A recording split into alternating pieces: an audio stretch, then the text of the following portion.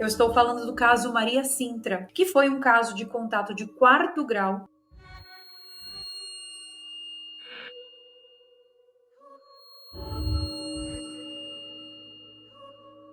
E entreguei a garrafa para ela, ela pegou e bateu assim no meu ombro, embaúra, e seguiu o caminho. Essa mulher vestia uma longa capa cinza com capuz e escondia parcialmente seu rosto.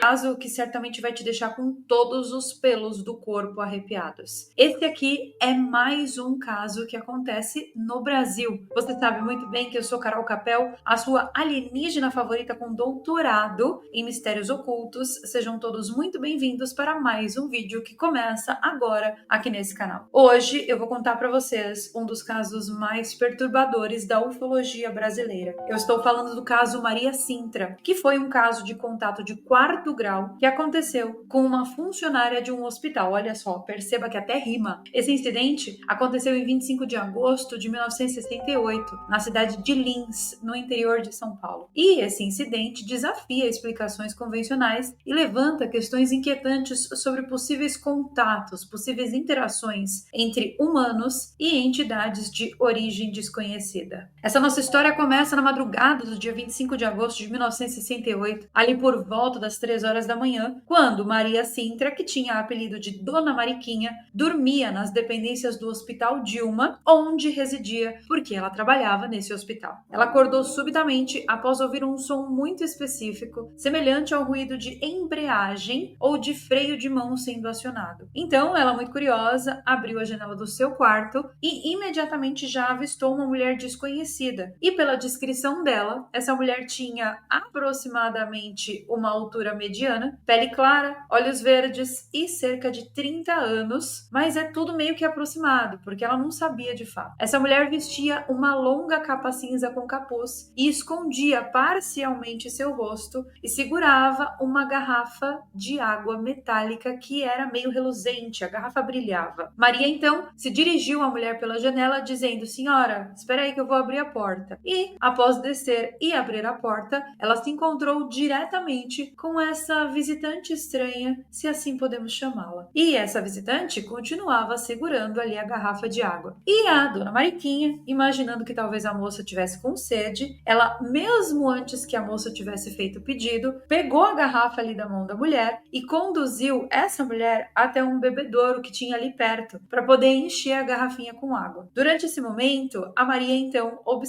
percebeu que a visitante olhava para ela e olhava também de forma muito intrigada para os carros que estavam estacionados ali no estacionamento do hospital. Então, tentando ajudar ali aquela mulher estranha e desconhecida, a Maria apontou para um dos carros específico ali que estava estacionado. Carro esse que pertencia ao diretor do hospital. E enquanto isso, gente, a mulher estranha, ela bebia água ali utilizando essa caneca. E não ficou clara muito a origem dessa caneca. Ninguém sabe se essa caneca pertencia ao hospital ou se ela tinha materializado uma caneca na mão dela. Porque lembrem-se que a garrafa dela estava na mão da Maria Sintra. E ela só respondia a Maria Sintra com alguns comentários vagos, com sons vagos, tipo só isso. Após beber a água, a mulher pegou a garrafa de volta, agradeceu dando 3 tapinhas no ombro de Maria Sintra e pronunciou uma frase que é um mistério até os dias de hoje. Ela disse 2 vezes: "Embaúra, embaúra", só isso. E logo em seguida, então, ela caminhou pela rua próxima ao hospital, entrou em um canteiro e ingressou, aparentemente com a ajuda de um outro ser que não pode ser identificado, em um objeto voador em formato de sino, que tinha aproximadamente 1 metro de altura e que flutuava a aproximadamente cerca de 70 centímetros do chão. Maria percebeu a presença daquele outro ser ali dentro do objeto, mas ela não conseguiu identificar se o ser era humano ou se era só uma presença. Ela não conseguiu enxergar o que tinha dentro daquele objeto em formato de sino. mas ela disse com certeza que tinha ali outra pessoa. Logo em seguida, então, Maria escutou novamente o mesmo ruído inicial, aquele barulho lá que parecia barulho de embreagem de carro, sabe? E o objeto voador subiu, enquanto que todas as luzes ao redor ali do estacionamento do hospital se apagaram. E esse objeto desapareceu no céu. A Maria ficou em choque com a situação que ela estava vivendo e ela teve ali na hora um fenômeno que é bem comum de experiências traumáticas, que é incontinência urinária. Ela não conseguiu segurar o xixi e ela saiu gritando enlouquecidamente, afirmando que tinha visto um disco voador e chorou muito enquanto retornava ao seu quarto. No dia seguinte, o administrador do hospital e outros funcionários encontraram as marcas das pegadas da Maria lá no andar de baixo e também encontraram outras pegadas de sapatos pontiagudos e sem salto, o que de fato mostraria pra gente que Maria não tinha tido uma alucinação ou uma visão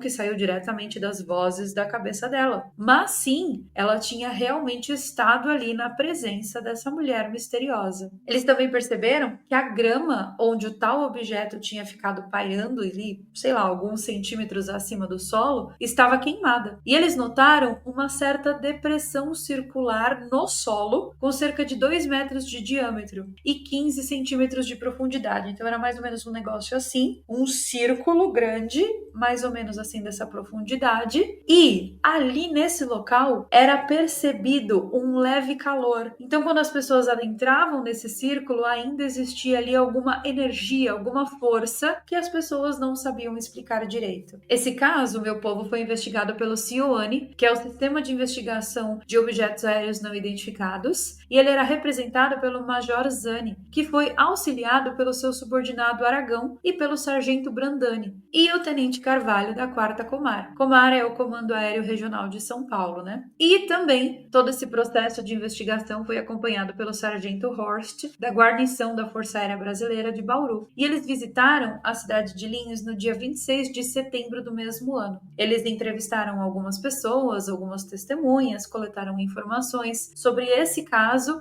e também sobre outros eventos ufológicos que estavam atrelados de alguma forma ali naquela região. Essa entrevista foi gravada e ela está disponível até os dias de hoje na internet. É só você digitar Entrevista Maria Sintra no YouTube que você encontra. Agora, após o encontro que Maria teve, ela começou a apresentar alguns sintomas físicos e sintomas psicológicos que são bem comuns em pessoas que já foram abduzidas, mas que naquela época eram considerados sintomas alarmantes, porque não se tinha tanta informação como se tem hoje. Ela tinha marcas corporais, então alguns hematomas e marcas inexplicáveis apareceram no corpo dela, hematomas e marcas que não correspondiam a nenhuma lesão conhecida da medicina. Ela também teve algumas alterações psicológicas, então ela começou a relatar que ela estava tendo sonhos vívidos com seres desconhecidos, e ela também desenvolveu uma aversão inexplicável à luz intensa. Tipo, todo mundo que ia falar com ela com muita luz, ou as câmeras, ela fazia um negócio meio assim, ó. Ela também desenvolveu fenômenos paranormais, ou seja, os objetos da casa dela começaram a se mover sozinhos, e os aparelhos eletrônicos apresentavam um mau funcionamento na presença dela. Ela desenvolveu telecinese e também uma capacidade estranha de se comunicar com aparelhos eletrônicos. O caso atraiu a atenção de ufólogos e pesquisadores do paranormal, que propuseram algumas teorias. E a primeira teoria que explica o que aconteceu com Maria Sintra fala de um contato imediato de 4º grau. Então, alguns especialistas, alguns ufólogos, sugeriram que ela teve um encontro direto com uma entidade extraterrestre disfarçada de humana, que possivelmente estava ali para estudar o comportamento humano em situações cotidianas. É muito curioso da gente observar que a aparência desse ser é muito similar à descrição dos alienígenas pleiadianos, que inclusive já tem um outro vídeo aqui no canal, onde eu conto todos os detalhes e uma descrição exata de todas as raças alienígenas conhecidas da humanidade. Se você ainda não assistiu esse vídeo, eu recomendo que você assista, eu deixarei o link aqui embaixo na descrição. E o horário também, né, meu povo? Essas experiências de abdução, elas costumam acontecer sempre no horário horário das 3 da manhã. Agora, o que Maria Sintra lembra do caso não é necessariamente o que de fato aconteceu com ela, porque vai saber se isso que ela contou que viu, na verdade não foi uma ilusão para o que de fato aconteceu. E isso é muito comum também em experiências de abdução e experiências de contato. A pessoa passa ali por uma ilusão, não consegue identificar o que de fato viveu e existe uma probabilidade muito grande dela ter passado por essa ilusão. Uma outra hipótese que tenta explicar o que aconteceu com Maria Sintra é que ela tenha tido uma experiência interdimensional, ou seja, que ela interagiu com um ser de uma dimensão paralela. Isso explicaria as características físicas e comportamentais totalmente incomuns ali daquela mulher. Mas nós também temos o contraponto, porque alguns dizem que o que ela viveu foi uma alucinação. O que é estranho, gente, é que Maria Sintra foi avaliada por médicos e por psiquiatras, e ali, naquele momento, ela não apresentava nenhum problema de saúde e também não tinha feito uso de nenhuma substância. Mas, mesmo assim, algumas pessoas que estudam esse caso estão convencidas de que o caso não era real. Agora, o que me intriga nesse caso aqui é que o caso Maria Sintra apresenta semelhanças com outros relatos ufológicos da época, tipo o caso da loira da Ilha do Meio que eu contei para vocês no vídeo anterior, que aconteceu no Pará, lá, vocês lembram que uma mulher estrangeira de aparência nórdica, que foi conhecida, né, que ficou conhecida ali na região como Elizabeth Berger, mas que esse não era o nome verdadeiro dela, ela adquiriu terras na Ilha do Meio e ela tinha ali uns comportamentos bem estranhos, tipo ela comprava quantidades exorbitantes de peixes e ela também recebia visitas de indivíduos que nunca mais eram vistos. Durante a estadia de Elizabeth Berger na ilha, aconteceram, obviamente, alguns avistamentos de luzes e objetos estranhos no céu. E também, claro, esse caso coincide, ele está na mesma época ali do caso, famosíssimo caso da Operação Prato, que também aconteceu no Pará, onde a Força Aérea conduziu uma operação para investigar, eu diria inclusive que foi uma operação ultra secreta, para investigar relatos de objetos voadores não identificados e fenômenos luminosos que aterrorizaram comunidades ribeirinhas. E sobre esse caso da Operação Prato, eu contei ele em detalhes para vocês nesse outro vídeo aí que está aparecendo na tela e o link também ficará aqui embaixo na descrição. Agora, são 3 casos acontecendo na mesma época no Brasil, envolvendo aparentemente o mesmo tipo de ser. Então, será que o Brasil não estava sofrendo algum tipo de invasão alienígena,